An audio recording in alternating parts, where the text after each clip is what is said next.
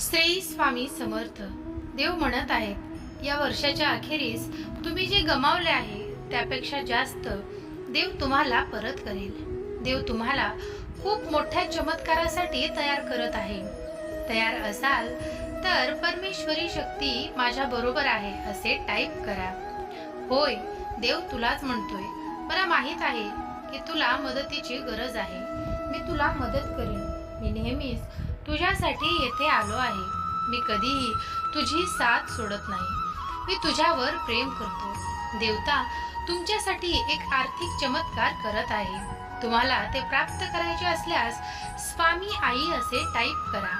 तयार व्हा, कारण तुमची प्रत्येक इच्छा असलेली प्रत्येक गोष्ट तुमची वास्तविकता बनू शकते आणि तीही तुमच्या विचारांपेक्षा लवकरच लोकांमध्ये सर्वोत्कृष्ट असे डोळे मिळावेत यासाठी नेहमी प्रार्थना करा.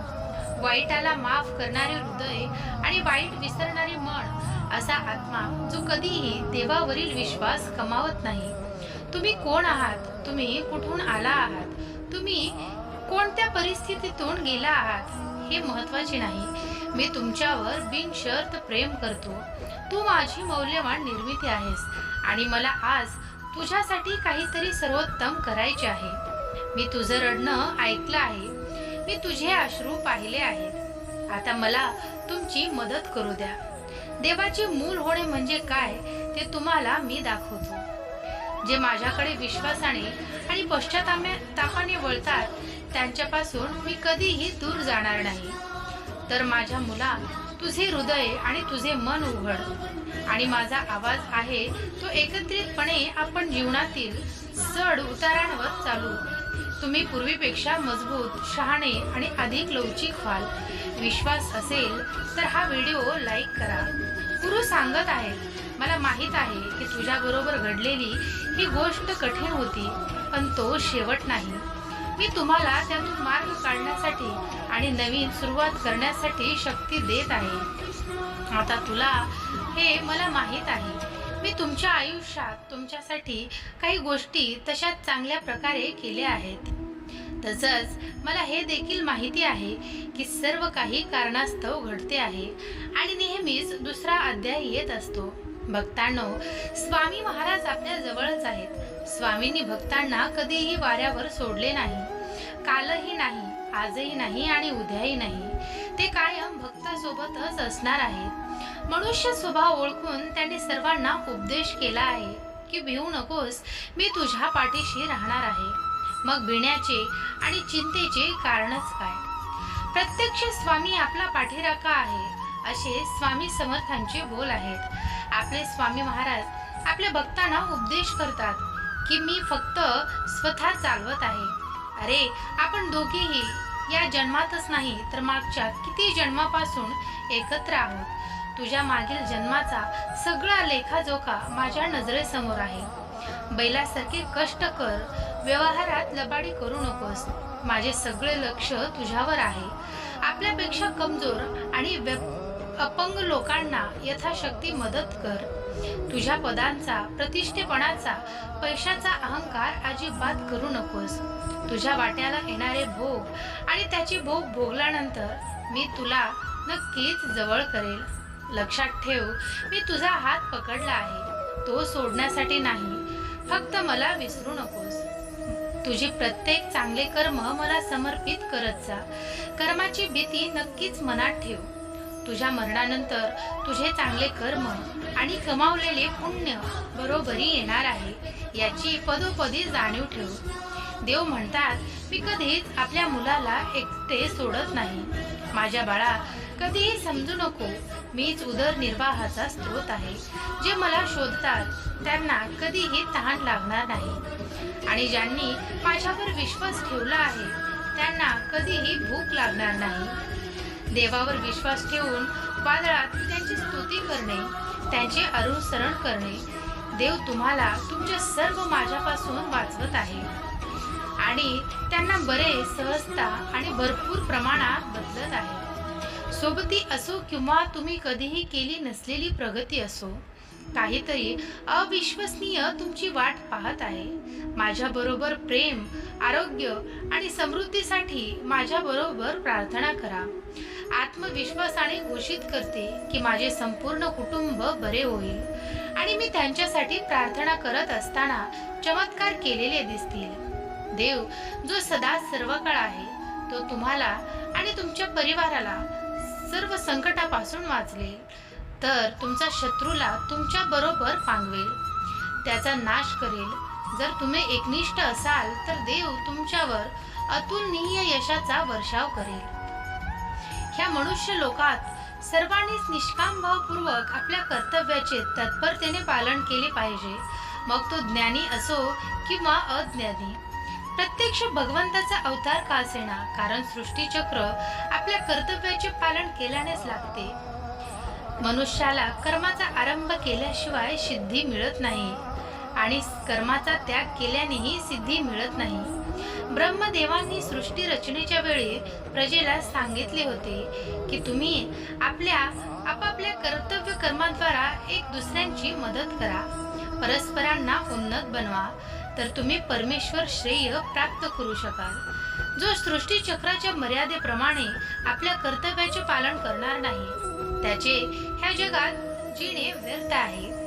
मनुष्य रूपाने अवतरलेल्या भगवंताला जरी ह्या त्रैलोक्यात काही कर्तव्य नसले तरी तो लोकसंग्रहासाठी आपल्या कर्तव्याचे तत्परतेने पालन करतो. अशाच प्रकारे आपण आता एक स्वामींची कथा पाहणार आहोत. स्वामींनी निपुत्रिकाला पुत्र दिला. बसाप्पा तेलीवर श्री स्वामींनी कृपादृष्टी केली आणि त्याला बघता बघता श्रीमंत केले.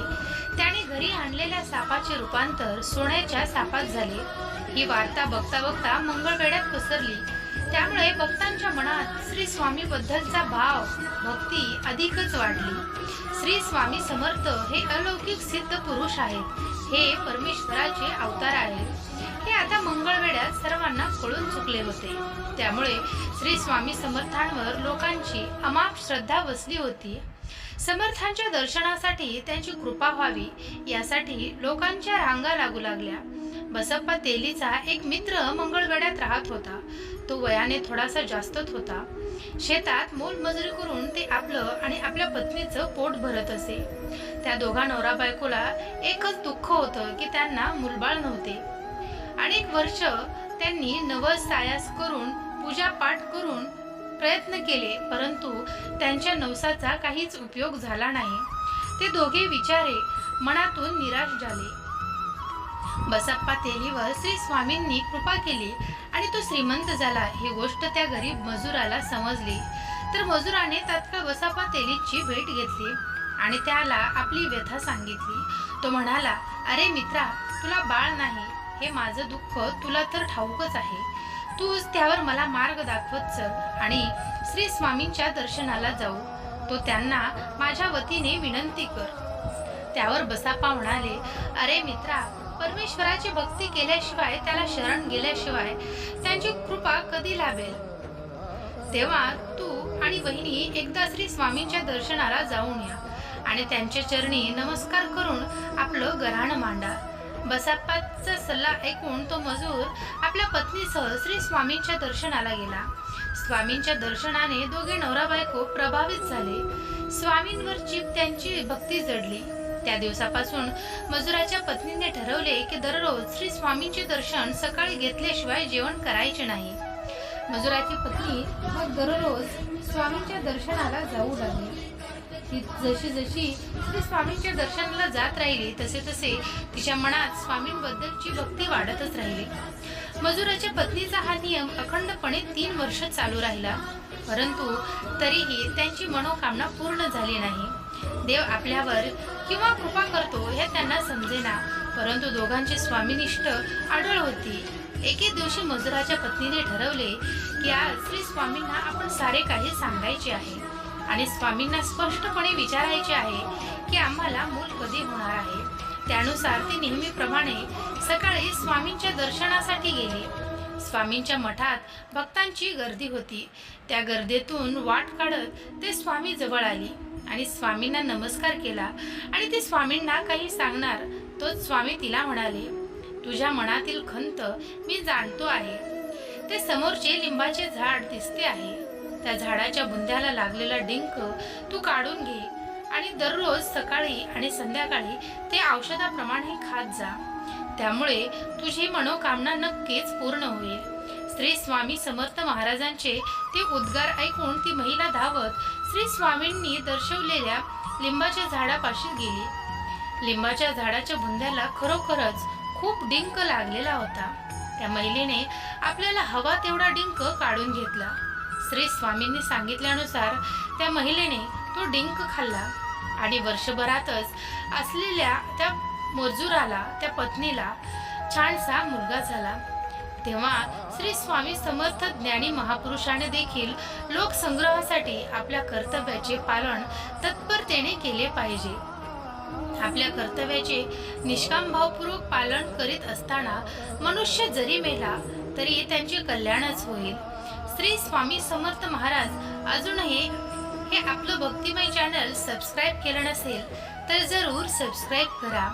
व्हिडिओला लाईक करा. ज्यांना गरज आहे त्यांना व्हिडिओ नक्की शेअर करा आणि जाता जाता कमेंट बॉक्समध्ये श्री स्वामी समर्थ नावाचा जयघोष करायला विसरू नका. श्री स्वामी समर्थ. जय जय स्वामी समर्थ. अवधूत चिंतन श्री गुरुदेव दत्त. श्री स्वामी समर्थ.